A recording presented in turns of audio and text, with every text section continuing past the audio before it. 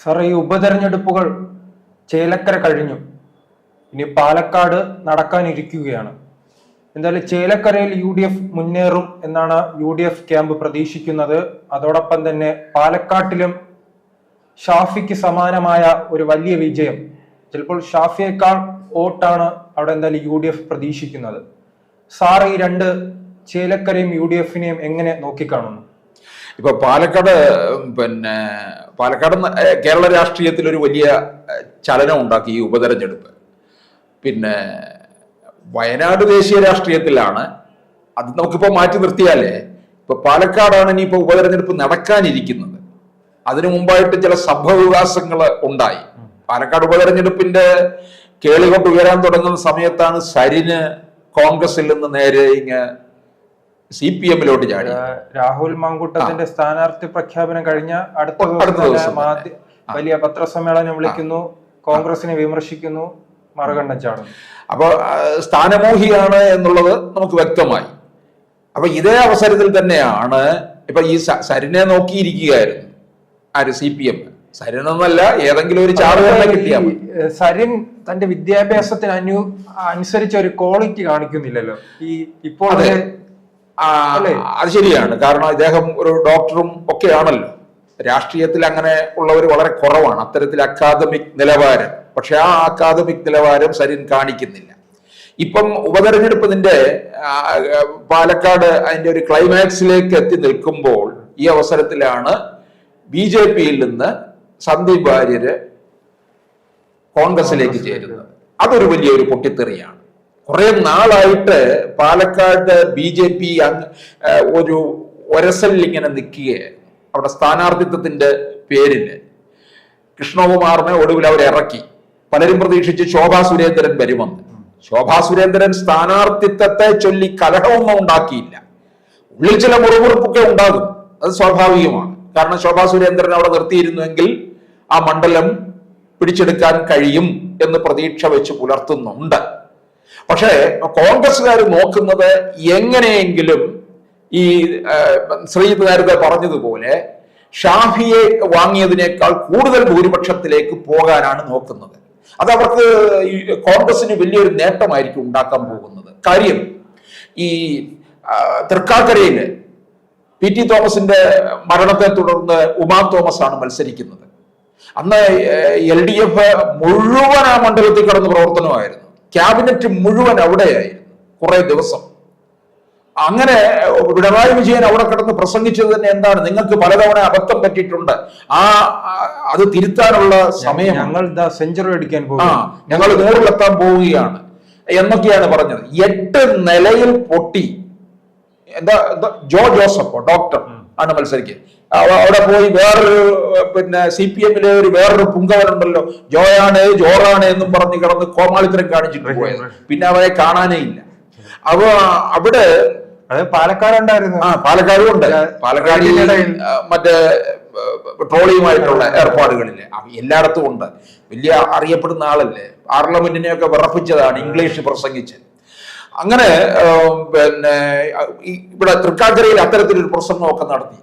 പിന്നെ ഞാൻ ചോദിച്ചിട്ട്, പുതുപ്പള്ളിയില് ഇവരെ 8 നിലയിൽ പൊട്ടിയില്ലേ LDF? പുതുപ്പള്ളിയിൽ അങ്ങനെ സംഭവിക്കുള്ളൂ, അത് നമുക്കറിയാം. അത് ഉമ്മൻചാണ്ടികള് എഴുതി വെച്ചിരിക്കുന്ന മണ്ഡലമാണ്, അത് മാറ്റമില്ല. എന്നാൽ ഈ ഭൂരിപക്ഷം ഞെട്ടിച്ചു കളഞ്ഞു. ഇപ്പോൾ അത് ആ ഭൂരിപക്ഷം അത് തൃക്കാക്കരയിലും ഉണ്ടാക്കി. അതുകൊണ്ട് അതേ ആവേശം തന്നെ ഇപ്പോൾ പാലക്കാട് സംഭവിക്കും. പാലക്കാട് തുടക്കത്തിൽ നമുക്കൊരു പ്രതീക്ഷ ഉണ്ടായിരുന്നത് BJP-ക്ക് സാധ്യതയുണ്ട് എന്നുള്ളതാണ്. കാരണം 2021-ൽ 3500 വോട്ടിന്റെ ഭൂരിപക്ഷമേ ഷാഫിക്ക് ഉണ്ടായിരുന്നുള്ളൂ. അതിനെ ഒക്കെ വളരെ ഈസി ആയിട്ട് മറികടക്കാം എന്ന് BJP കണക്ക് കൂട്ടുന്നുണ്ടായിരുന്നു. പക്ഷേ അവിടെ ഈ സ്ഥാനാർത്ഥിത്വത്തെ ചൊല്ലിയുള്ള കലഹവും അതുപോലെ തന്നെ ഈ സന്ദീപ് വാര്യര് ഇടഞ്ഞതും പിന്നീട് മുനിസിപ്പാലിറ്റി ഭരിക്കുന്നത് BJP-ആണ്. BJP-യുടെ അവിടുത്തെ ഭരണത്തിൽ ചില ഭരണവിരുദ്ധ തരംഗം നിൽക്കുന്നുള്ളതും BJP-ക്ക് പ്രതികൂല ഘടകമായിട്ട് നിൽക്കുന്നുണ്ട്. ഇത് CPM കോൺഗ്രസിന്റെ വോട്ട് വിഹിതം വർദ്ധിപ്പിക്കുകയും ചെയ്യും. CPM-ന്റെ സ്ഥാനാർത്ഥി എന്ന് പറയുന്നത് അതിദയനീയമായിട്ടുള്ള പരാജയമാണ് ഏറ്റുവാങ്ങാൻ പോകുന്നത് സരിൻ. അവിടെ 8 നിലയിൽ പൊട്ടും. തൃക്കാക്കരയില് പൊട്ടിയതിനേക്കാളും താഴെയായിരിക്കും പൊട്ടുന്നത്, പുതുപ്പള്ളിയിൽ പൊട്ടിയതിനേക്കാളും താഴെയായിരിക്കും പൊട്ടുന്നത്. പ്രതിപക്ഷ നേതാക്കൾ പറയുന്നത് കോൺഗ്രസിലെ വിഭാഗീയത മുതലെടുത്ത് സരിന് വലിയ രീതിയിൽ വോട്ട് കിട്ടുമെന്നാണ് പറയുന്നത്.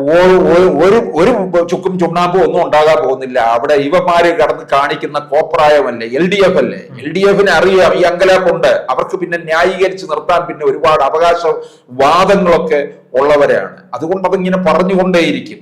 പക്ഷെ എന്തായാലും UDF ഭൂരിപക്ഷം ഉയർത്തും. ആ ഉയർത്തുന്നത് വലിയൊരു ഇവർക്ക് കോൺഗ്രസിനുള്ളിൽ തന്നെ വലിയൊരു ആവേശം ഉണ്ടാക്കും. പ്രത്യേകിച്ച് ഇപ്പൊ സന്ദീപ് വാര്യര് കോൺഗ്രസിലേക്ക് ചേർന്നിരിക്കുകയാണ്. സന്ദീപ് വാര്യര് കുറെ നാളായിട്ട് ഇങ്ങനെ പൊട്ടിത്തെറിയിൽ ഇങ്ങനെ നിൽക്കുകയാണല്ലോ. പക്ഷെ പലരും അങ്ങനെ BJP പെട്ടെന്ന് വിടുമെന്ന് കരുതിയില്ല. സന്ദീപ് വാര്യർ പഠിക്കുന്ന കാലം മുതൽ തന്നെ RSSകാരനും പിന്നീട് BJPക്കാരനും ഒക്കെയാണ്. ചാനൽ വ്യക്താവായിട്ടാണ് അറിയപ്പെടുന്നത് തന്നെ. 2020 ചാനലിലൊക്കെ വളരെ സജീവമായിട്ട് നിൽക്കുകയാണ്. പക്ഷെ ചാനൽ വ്യക്താവായിട്ട് കൊടുത്തിട്ട് പോലും പാർട്ടിയുടെ സംസ്ഥാന ഘടകം സന്ദീപ് വാര്യരെ അങ്ങോട്ട് അംഗീകരിക്കുന്നില്ല. അന്ന് മുതലേ ഉണ്ട്. പലതരത്തിലും എതിരായിരുന്നു സംസ്ഥാന നേതൃത്വം. അതിലൊക്കെ മുറുമുറുപ്പോടുകൂടി നിൽക്കുകയായിരുന്നു. പക്ഷെ CPM-ൽ എന്തായാലും സന്ദീപ് വാര്യർ പോയില്ല. CPM-ൽ പോകുന്നതിനേക്കാൾ കോൺഗ്രസിൽ പോകാനാണ് സന്ദീപ് വാര്യര്. ചൂണ്ടയുമായിരുന്നല്ലോ മികച്ച കഴിവ്. കാരണം അങ്ങനെയാണ് സന്ദീപ് വാര്യർക്ക് വേണമെങ്കിൽ കൊടുക്കാം സീറ്റ് എന്നുള്ള മട്ടിലായിരിക്കും.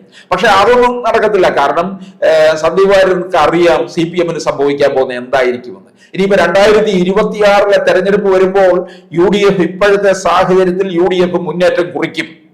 അപ്പോൾ തീർച്ചയായിട്ടും സന്ദീപ് വാര്യർക്കും ഒരു സ്ഥാനമുണ്ട്.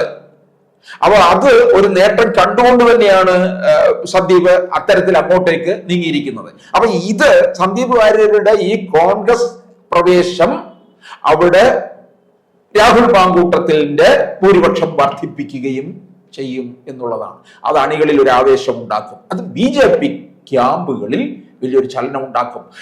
പ്രകാശ് ജാവദേക്കർ ഇപ്പൊ പറയുന്നുണ്ട് അപ്രസക്തനായ വ്യക്തിയാണ്. അപ്രസക്തനോ പ്രസക്തനോ എന്നുള്ളതിനേക്കാൾ ഒരു ഉപതെരഞ്ഞെടുപ്പ് വേളയില് ഇത്രയും നാള് ചാനൽ വ്യക്താവായിട്ട് വന്നു നിന്ന് ടെലിവിഷൻ കാണുന്നവർക്കൊക്കെ തുടക്കത്തിലും പ്രചരണത്തിന് സന്ദീപ് വാര്യർ സജീവമായിരുന്നു. അങ്ങനെയുള്ള ഒരാൾ എന്തുകൊണ്ട് BJPയുടെ പാർട്ടി വിട്ടുപോയി എന്നുള്ളത് തെരഞ്ഞെടുപ്പിന് ശേഷം ചർച്ചാ വിഷയമാകും. അത് പാർട്ടിക്കകത്ത് BJPക്കകത്ത് വലിയ പൊട്ടിത്തെറിയും ഉണ്ടാക്കുമെന്നുള്ളതാണ്. കാരണം ഇവർക്ക് കിട്ടിയ അവസരം ഇവർ ഒരിക്കലും മുതലാക്കുന്നില്ല. കേരളത്തിലെ BJP ഘടകം ഇവരത് കയ്യിലിരിക്കുന്നത് കളഞ്ഞു കുളിക്കുകയാണ്. 2016 കിട്ടിയ നിയമം സീറ്റ് 2021 ഇവർ കളഞ്ഞു കുളിച്ചില്ലേ? ഇനിയിപ്പോ കളഞ്ഞു കുളിക്കാനായിട്ട് ഒരാൾ തയ്യാറെടുക്കുകയാണ്, സുരേഷ് ഗോപി തൃശ്ശൂര്. അതുണ്ടാകും, കളഞ്ഞു കുളിക്കും.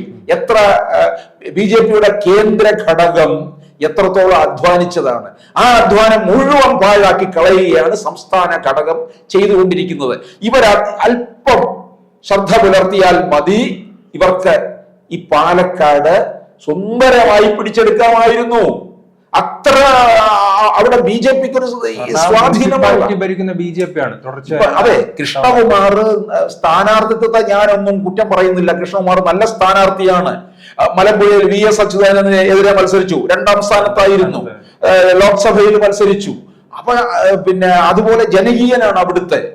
ആ ഒരു സാഹചര്യത്തില് എന്തെങ്കിലും ചില പൊട്ടിത്തെറികളൊക്കെ ഉണ്ടെങ്കിൽ പോലും അത് പാർട്ടി അത്തരത്തിൽ ഒരു കോംപ്രമൈസിലൂടെ കൊണ്ടുപോകാൻ കഴിയണം. അത് കഴിയാതിരുന്ന സംസ്ഥാന ഘടകത്തിനെ വേണം നമുക്ക് കുറ്റപ്പെടുത്തേണ്ടത്. ഇപ്പൊ ഒന്നുകിൽ ശോഭാ സുരേന്ദ്രനെ ഇറക്കുവാണമായിരുന്നു, അല്ലെങ്കിൽ കൃഷ്ണകുമാറിനെ ഇറക്കുന്നുണ്ടെങ്കിൽ ഈ ഇത്തരത്തിലുള്ള ഈ വിഭാഗീയത ഒന്നും തന്നെ പാടില്ല. സജീവമായിട്ട് തന്നെ രംഗത്ത് വരികയും വേണം. ഇനിയിപ്പോൾ എന്താ, തിരിച്ചടി ഒന്നൊന്നായിട്ട് കിട്ടിക്കൊണ്ടിരിക്കുകയാണ്. CPM-ന്റെ കാര്യം നമ്മൾ കളയുക, അവിടെ നമ്മൾ CPM-നെ എഴുതി തള്ളിയിരിക്കുകയാണ്. ഇനിയിപ്പോൾ കോൺഗ്രസിന് തന്നെയാണ് പാലക്കാട്. അല്ല, ഈ സന്ദീപ് വാര്യരുടെ വഴി ബാക്കി ഏതെങ്കിലും BJP നേതാക്കൾ സ്വീകരിക്കാൻ സാധ്യത? അങ്ങനെ അത് പെട്ടെന്നൊന്നും ഉണ്ടാകുമെന്ന് എനിക്ക് തോന്നുന്നില്ല. സന്ദീപ് വാര്യർ അങ്ങനെ കോൺഗ്രസിൽ പോകുമെന്ന് ഞാനും കരുതിയില്ല. അല്ല, ഈ വിഭാഗീയത പാർട്ടിക്കുള്ളിൽ ഉണ്ടല്ലോ. വിഭാഗീയത പാർട്ടിക്കുള്ളിലുണ്ട്. സന്ദീപിന്റെ വഴി തന്നെ തിരിഞ്ഞെടുക്കാൻ അങ്ങനെ അതൊന്നും ഉണ്ടാകാൻ പോകുന്നില്ല. BJPക്ക് അകത്ത് പണ്ടേ ഉണ്ട് ഈ വിഭാഗീയത രൂക്ഷമായിരുന്നു എന്നുള്ളതാണ്. അതുകൊണ്ടല്ലേ ഇത്ര നാൾ BJP ഇവിടെ ഗുണം പിടിക്കാതെ കിടന്നതും അതുകൊണ്ട് തന്നെയാണ്. കയ്യിലിരിക്കുന്ന സീറ്റ് കളയുന്നതും ഒക്കെ അതുകൊണ്ട് തന്നെയാണ്.